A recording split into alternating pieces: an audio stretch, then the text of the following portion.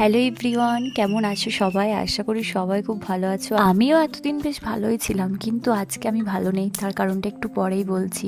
সকাল সকাল উঠে পড়েছি ঘুম থেকে, তারপরেই নিচে চলে গেছিলাম। আর নিচে যাওয়ার পর আমি স্নান করে ঠাকুরকে পুজোও করে নিয়েছিলাম।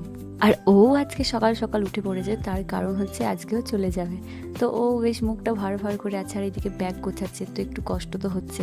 আমাদের কষ্ট মানে তো আমরা ভ্যাঁ ভ্যাঁ করে কাঁদি, আর ওদের কষ্ট মানে ওরা যতই কষ্ট হোক তবু ওরা হেসে হেসেই যায়।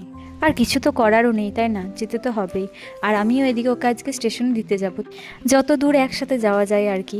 বেশি দূর যাব না, আমাদের এখানে যে স্টেশন আছে সেই স্টেশনেই যাব।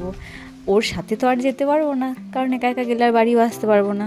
আর এই যে এখানে আমরা স্টেশনে বসে বসে গল্প করছি, আর ট্রেন চলেও এসেছিলো। আর এই যে ও ট্রেনে উঠে পড়েছে। তো ট্রেনটা যেই ছেড়ে দিয়েছে, ট্রেনের চাকা যেমন এগিয়ে যাচ্ছে, আর আমার সেরকম কষ্টটা বেশি বেশি হচ্ছে। 2 মিনিটই যেন নিমেষের মধ্যে কোথায় চলে গেল। আবারও অপেক্ষায় থাকবো, আর কিছু মাস পর আবার আসবে। তো যাই হোক, আমি এখানে বসে বসে ভাবছি যে কাল এখনও পর্যন্ত বাড়িতে ছিল। যাওয়ার আগে আমি যেহেতু সেরকমভাবে কিছু খেয়ে যেতে পারিনি, আমার ভালো লাগছিল না, তাই খাইনি কিছু। ওই জন্য মা আমায় একটা পেয়ারা কেটে দিয়েছিল।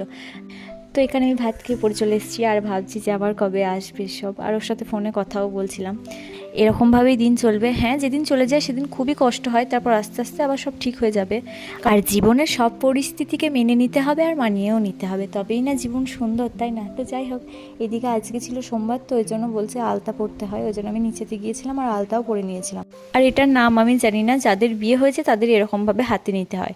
তারপর সন্ধ্যা হয়ে গেছিলো, সন্ধ্যার দিকে আমি মুড়ি খেয়ে নিয়েছিলাম, আর মা বানাচ্ছিল এদিকে চা। তো যাই হোক, আজকের মতো মিনি ব্লগটা এইটুকুই। Thanks for watching.